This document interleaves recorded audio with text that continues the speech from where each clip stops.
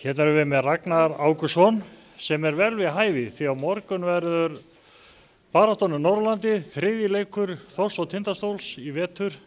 Tindastóll er búinn að fara við Sigurður Hólm í tveim leikjum, síðast voru illa með okkur í bikarnum.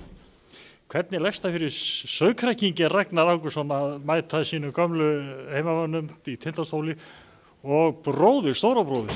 Já, það er alltaf gaman að keppa mútið bróður sínum og sérstaklega liðinu öllu bara. Maður þekkir alltaf þess að stráka þarna hinum megin, þannig að það er alltaf gaman.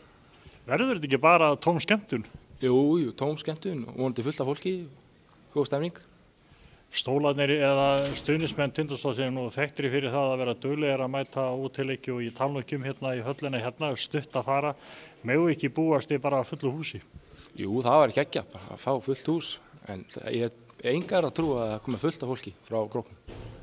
Hérna heima voru í síðasta leik vel á 400 manns, þannig að þetta gæti orðið 500, 400, 500, 600 manns.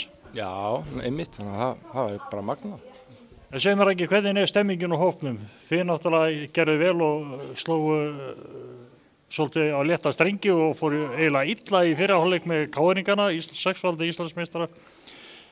Spenna í lokin en tekjast þegar sigur. Það var glæsilegt. Já, sigur bara sigur, þannig að við tökum það bara. En það munur ekki hvort auðvitað með 20 stigum eða eins og 10 stigum þarna var, nema bara næsta leik.